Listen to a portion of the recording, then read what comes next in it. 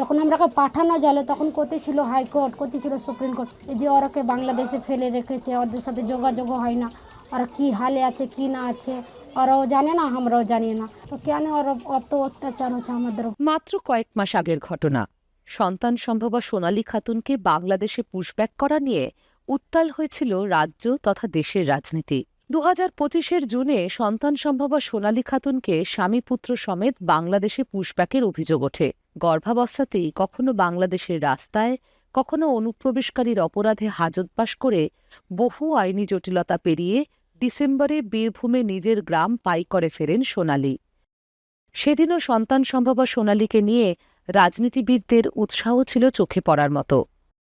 জানুয়ারিতে যখন পুত্র সন্তানের জন্ম দেন সোনালী, তৃণমূল কংগ্রেসের সর্বভারতীয় সাধারণ সম্পাদক অভিষেক বন্দ্যোপাধ্যায় সোনালীর সন্তানের নামকরণ করেন আপন। আপন আমি রাখিনি, অভিষেক ব্যানার্জি স্যার এসেছিল হসপিটালে, অভিষেক ব্যানার্জি রেখেছিল আপন। বলেছিল বাড়িতেও তোমার দেখা করতে যাব 2-3 মাস পর আসবে। এখন কখন আসবে বলে না, বলেছিল তোমার বাড়িও যাবো, তোমার মাটির বাড়ি দেখতে যাবো। তারপর কেটে গেছে বেশ কয়েক মাস, ভোটের দামামা বেজে গেছে। এখন পাইকরের প্রায় ভেঙে পড়া মাটির বাড়িতে তীব্র দারিদ্র্যের সঙ্গে একাই লড়াই চালাচ্ছেন সোনালী। স্কুল যাচ্ছে, সরকারি স্কুল, ওতেই পড়ছে। তো আমাদের গুজারা হয় না, কেন একটু ভাই কামানেওয়ালার তো কেউ কামানেওয়ালার নাই আমাদের। তো এমন কষ্টতেই যাচ্ছে দিনগুলো আমাদের। বাচ্চাও বিমার হচ্ছে বারবার, ওষুধ পানি খরচা কেউ উঠাবে, তো কেউ উঠাবার নাই। আর এক টাইম খাবার হচ্ছে, এক টাইম হয় না। কেন আমাদের একটাই কামানেওয়ালা, আমার দাদারও 3টা ছেলে, আমারও 3টা ছেলে, তার মধ্যে বাচ্চাও বিমার হচ্ছে, মেয়েরাও বিমার হচ্ছে টাইমে। তো অনেক কষ্টতেই যাচ্ছে, দিন কাটছে।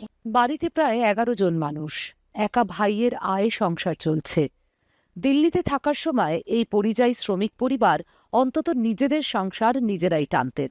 এখন আয় নেই, স্বামী বাংলাদেশে, ভাইয়ের উপরেই নির্ভর করে দিন কাটছে সোনালীর। বাবাও অসুস্থ, খাটতে খুঁটতে পারে না। তো কারণ আমার বাচ্চাও বিমার হচ্ছে, হঠাৎ যে ঠান্ডা লেগে যাচ্ছে না, তো পায়খানা করছে না, তো হচ্ছে। তো ওষুধও আনার আমার পয়সা না, তো আমদানি নাই আমাদের, কেন বারবার ডাক্তার দেখাবো। আর এখানকার ডাক্তার দেখাতে গেলে 500-600 টাকা লাগবেই। তো আমার দাদার উপরে সব নির্ভর পড়ে যাচ্ছে, কেন আমার দাদা তো ব্যাটারি রিক্সা চালায়, ভাড়াতে 200 টাকা দিহারিতে চালায়। 200 টাকা ওকেও দিতে হয়, ভাড়াতে যার গাড়ি চালায় ওকেও দিতে হয়। আর ঘরে 200 টাকায় কী হবে?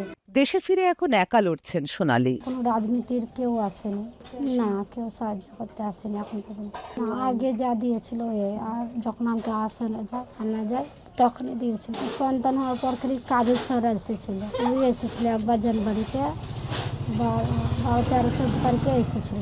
গত জুনে সোনালীর সঙ্গে বাংলাদেশে পুশব্যাক করা হয়েছিল তার এক ছেলে এবং স্বামী দানিশ শেখকেও। সোনালী আর তার ছেলে দেশে ফিরে এলেও ফেরার অনুমতি পাননি দানেশ।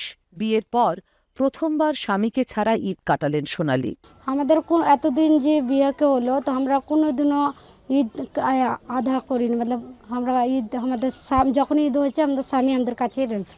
যে এবার ঈদ হলো তো আমাদের স্বামী আমাদের কাছে নাই, কেন বাংলাদেশে পড়ে আছে, আমরা ইন্ডিয়াতে পড়ে আছি। যখনই আমাদের ঈদ এসছে আমরা ঘুরতে গেছি, বাচ্চারাকে নিয়ে আমার স্বামীরাও গেছে।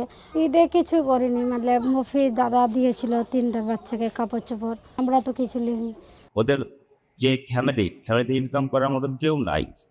আমরা চাই তার স্বামী যাতে খুব শীঘ্রই ফিরে আসে। সোনালীর স্বামী এখন পর্যন্ত বাংলাদেশে পড়ে আছে, ওকে ফিরানো হয়। আর সোনালীর এই কষ্টের দিন কাটছে। সোনালীর স্বামী তাদের দেশে ফিরে আসুক এবং তার পরিবারের সঙ্গে যুক্ত হোক, এবং তাহলে সোনালী যে ছোট ছোট বাচ্চা নিয়ে একা কষ্ট পাচ্ছে এখান থেকে মুক্তি পাবে। স্বামীর দেশে ফেরার জন্য দিন গুনছেন সোনালী। তার ধারণা, ভোট কাটলে তবেই ফের ত্বরান্বিত হবে দানেশ শেখকে দেশে ফেরানোর উদ্যোগ। তার আগে মাটি কামড়ে দারিদ্র্যের সঙ্গে লড়ছেন সোনালী আর তার সন্তানরা।